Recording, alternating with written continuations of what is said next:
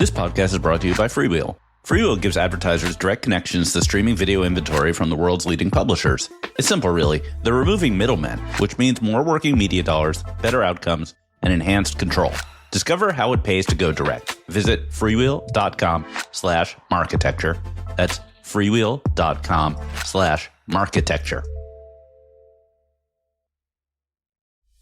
This podcast is brought to you by AudioHook, the leading independent audio DSP. AudioHook has direct publisher integrations into all major podcast and streaming radio platforms, providing 40% more inventory than what could be accessed in omnichannel DSPs. What's more, AudioBook has full transcripts on more than 90% of all podcast inventory, enabling advanced contextual targeting and brand suitability. AudioHook is so confident that in addition to CPM buys, they offer the industry's only pay-for-performance option where brands can scale audio and podcasting with peace of mind knowing they are only paying for outcomes. Visit audiohook.com to learn more. That's audiohook.com. Welcome to the AdTech God Pod, your window into the world of advertising technology and the people behind it. I'm your host, AdTech God.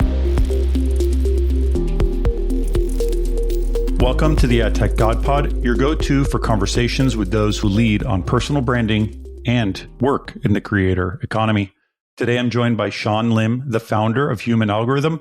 Human Algorithm is a purpose-driven media platform, really at the intersection of business, media, technology, and culture.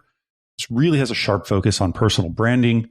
I've seen a lot of Shawn's posts on LinkedIn. I respect what he does today, as well as the work he's done in the past, having worked at WPP, Publicis, and so many other agencies and brands in the area. Shawn's joining me today from Singapore. Shawn, welcome to the AdTech God Pod. Thank you. It's 6 a.m. here, and I love the AdTech God podcast, so this is the only podcast I'm doing at 6 a.m. You know what? You're starting your day off right, Shawn. You're starting, and thank you. And thank you for accommodating the time. Thank you for getting up so early. Thank you. I'm a big fan of the podcast as someone who has covered AdTech for like close to 10 years. I think it's a great podcast. Thank you. It started as a hobby and it's turned into this. And you know, Shawn, I've seen a lot of your posts on LinkedIn. I've seen the advocacy you do. I respect it a lot. I think it is brave, and I think it's something that's great that you're leaning into. I do have a few questions for you, and we'll take it back to how you got into the industry and what attracted you to the personal branding and creator economy. But how did you get into the industry? How did you start? And what brought you to where you are today? I always wanted to write for a living, and I started out as a copywriter. So I started out as a copywriter with a local Singapore agency called Volcanic, which later got acquired by WPP Group N. And that was how I started, and that was my internship. And I went to DDB with Omnicom, and that was my first taste of a real big agency. It was fast paced, but it was also all the long hours that I'm sure all that your audience can relate to. And I didn't really enjoy it. It was the early days of advertising in terms of social media. So Facebook and Instagram and Twitter was the main tools that we had. So it was a lot of manual reporting. There wasn't a lot of automation at that point of time. So yeah, those were the days. And after DDP, I went to Publicis with Starcom, where I was on the account of SEA Games, which is like the Southeast Asia Games. So I was the account manager. I was doing the copywriting. I was doing all that. But I was starting to feel like I wasn't meant to be in this industry in terms of, just doing copywriting. I always wanted to be a journalist and telling long form stories. So as I was researching on the sports scene in Singapore, I came across this blog that was called Vox Sports, and they were looking for journalists, sports journalists. So I joined, and that's how I got a start in journalism. And subsequently, a few years later, I found the Drum. So the Drum was looking for a journalist, and appeared to me that I was coming back to the advertising industry, but from a different view, from a different lens, and from a different position. So I was like, okay, this is what I wanted to do. So I was at the Drum for 5 years, where I covered advertising, I covered marketing, the creative industry, ad tech, and then I joined Campaign, where I was a tech and media editor, so mainly focusing on ad tech and writing a lot about cookies and increasingly AI as well. So I was there till October last year. One of the reasons why I left was my daughter. She's neurodiverse with the possibility of autism. So I wanted to spend more time with her, and that was how I started Human Algorithm, which is meant to highlight the marginalized and underrepresented communities in the world, not just in Asia. And I wanted to do that with a lens on the intersection of advertising and media and business as well, because that's where the decision makers are, that we can impact change, and also to create representation for my daughter, because I'm a queer person, identify as pansexual and gender fluid, and I never had a representation growing up. So I wanted to create a platform for my daughter. So thank you for filling us in on that. It's interesting that you recognize the need to create something not only for your daughter but yourself that's, an underrepresented group, right? How has that helped you throughout your year and a half that you've created or really focused on this platform? How has that helped you in particular, and how do you feel that it's helped you connect with people throughout your community and beyond? Yeah. So I always done things with a purpose, but it's only when my daughter was diagnosed with GTD that I realized that I wanted to do things with a purpose for someone. So that has reframed my perspective of the content that I created.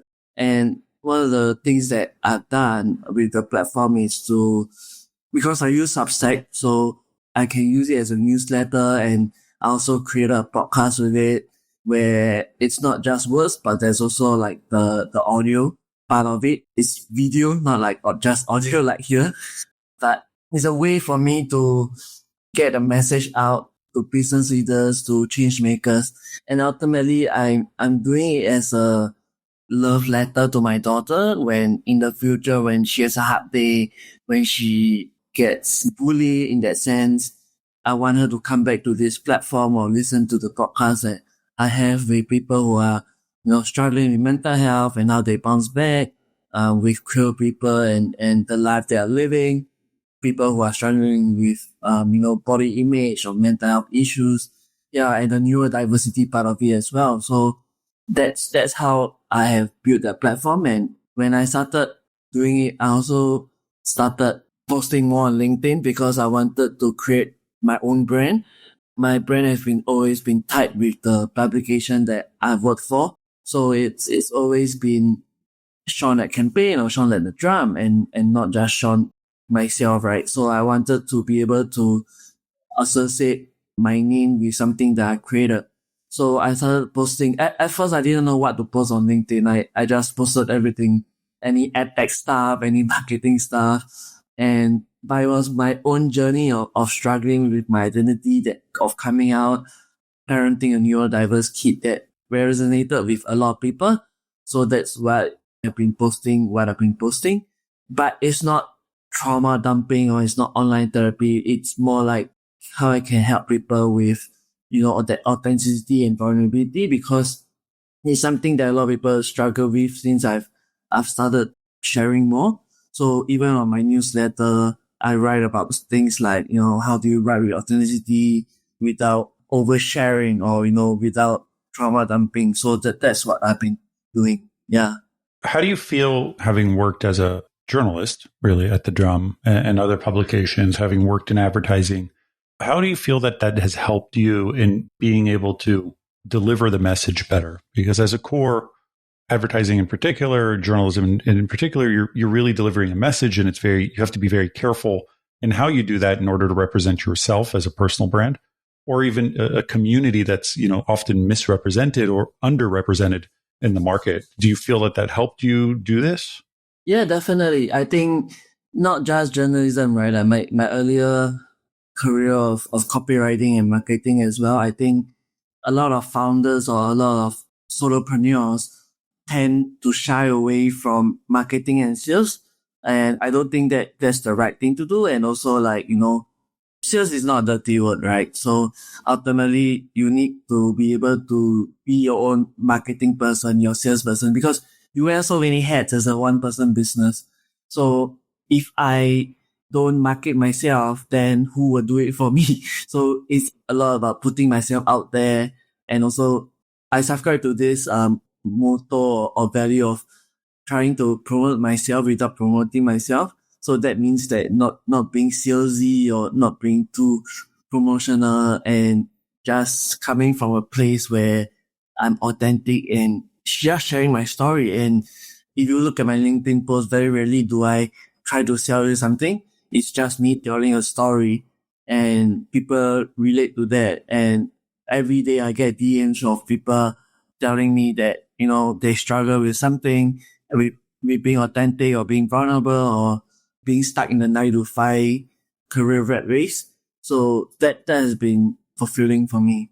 I would imagine, coming from where I come from, and even creating this account and creating this persona of ad tech god. And, you asked me, where are you from? I said, well, secret. I live in the clouds. But putting yourself out there in any capacity, whether it's your opinion on technology, whether it's your opinion on, I don't do it, politics or anything else, you are vulnerable to the outside world of what they think of you and what they say of you. So personal branding is very, very difficult, even for myself, who's hiding behind, an emoji. Actually, it's personal branding doesn't just have to show your face all the time. There are people where it's faceless, branding in that sense, but they've done well. Like if you look on Instagram, for example, there are a lot of creators that don't show their face and maybe their hands or maybe just fast video clips of what they're doing without showing their face, and they have tons of following. So if you do it right, like you, then faceless branding is always possible.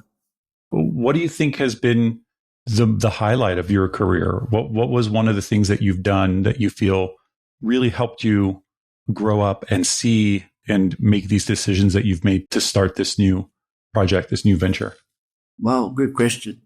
So, I've been queer almost half my life and struggling with that identity, pretending to be straight. And it wasn't only until my daughter was born 2 years ago, almost 3 now, that I realized that I wanted her to live a life of authenticity and, being able to come to me with her troubles, with anything that she's facing. And I wanted to create a safe space around that. And with that, it dawned on me that I came to a realization that if I wasn't living my own authentic self, then it wasn't going to work because I wouldn't be able to show her or teach her how she can be her authentic self. So that was the catalyst of me going on this path, because after I started coming out, and I actually only came out last year on my birthday. So it's been almost a year. And since then, it's been a lot of love, a lot of warmth that has reached me, and it has changed a lot of things that I've, thought about in the past, because I used to think that it's hard to, I used to think that I can wear a mask all the time without revealing who I am. Maybe one day you reveal your face, but for me, it was trying to live a life that I thought would work with a mask on, and that hasn't been possible since I came out. But it's a good thing, because it has unlocked a lot of creativity in me, doing things that I never done. Like I never thought I would, be a business owner. I never thought that I would, be a creator or even a podcast host. So this has unlocked a lot of things in me that I never thought would be possible. Sitting where you sit, and with being in the creator economy, being vulnerable in terms of openly discussing many, many things that are personal to you, where do you find the biggest challenge has been for you over the last year and a half, having to do this or doing this in such a public manner? I think the biggest challenge is to, trauma dump, or, to not overshare, because I think with a lot of people, they feel like they can use social media as a therapeutic platform, and that's not the right way to do it. So I do it in a way where I share my story, but I give a takeaway or I give lessons for people to learn, not just, look at me, I'm so pitiful, that kind of thing. Please come and support me, that kind of thing, right? It's not about that. It's about, as long as my message reach one person and help change their life, I've done my job. So everything that I put out there, every content that I put out there on social media, whether it's TikTok, Instagram, or LinkedIn, right? It has to have a takeaway for someone to go away thinking, oh, I need to make this change in my life. I need to be able to, get out of this rat race. So for me, it's about, does this content make sense in terms of helping people to make a change in their life? Shawn, I reached out to you because I had seen a few of your posts, and one of the things that I respect and one of the reasons why I reached out to you directly was really the fact that you put yourself out there. I don't think it's easy for people to do it. I think as someone such as myself who's hidden behind a mask, like you said, for very different reasons, but still, yes. It's very different reasons. But I understand how difficult that can be for you to step out and say, hey, this is who I am as a person. This is how I feel. This is who I am on the inside. I could only imagine how challenging that is. I face that all the time, even in this being an account, that I sometimes say, oh, should I just come out and tell everyone? And then I say, no, don't come out and tell everyone, because just enjoy it. And from your perspective and the things that you're going through and expressing yourself, I give you a lot of respect. And I think that's one of the main reasons why I wanted to have you here. It's not easy. I respect it. Know that I'm watching and I respect what you're doing through your business, through your podcast, and really representing this group of unrepresented. When you look at the future, and we can go towards media and the creative economy, where do you think things are going with the creator economy? Besides, your personal branding, but where do you see the opportunity for monetization, for revenue, for expansion? It's rapidly growing. Where do you see things going? I definitely see things going towards podcasts. And I mean, obviously, both of us has podcasts, so we come from a place of bias. But I think podcast has been exploding, I think, like with a lot of creators trying to create shows. So it's hard to see now whether podcast is a talk show or whether it's still a podcast, especially with videos. But I think video podcasts, or even just regular podcasts is going to be one of the key staples of the creator economy, because it's so intimate, right? You listen to it on the way to work. You listen to it while doing your chores or even doing work as well. And you get so many guests that share their own personal story. Like, people tend to open up when you have them on the podcast. So I think there's a lot of opportunities for creators and even brands and even businesses to work together. So for example, with my podcast, I'm speaking to a client. I can't reveal who at the moment, but I'm speaking to a client where they are one of the holding companies, agencies, where we want to create a joint podcast, with me as a host and one of their CEOs as a host. So these kind of partnerships are the way forward, because I primarily deal in B2B, right? So people always think B2B is boring, but there's so many ways that we can create content, and podcast is one of them. I agree. I mean, we, Market Picture has a few. Some are sponsored content. Some are like mine, where we get to meet the people. Some are more technical, like Ari Papero's. It really varies. Before we end the podcast, Shawn, what's the final message you want to give to people who are listening? Yeah, what would you like to say to them? I would say, in everything you do, ask and don't assume, because you might never know where that might lead to. Yeah. Awesome. Shawn, thank you. Thank you so much. And thank you for being on my podcast. Thank you for being my guest. I wish you the best of luck. I'm really honored to be on AdTech God podcast. Thank you, Shawn. I'm a big fan. Yeah, I'm honored to have you, and keep doing what you're doing. I love it. You too. I'm definitely a follower. So thank you. Thank you.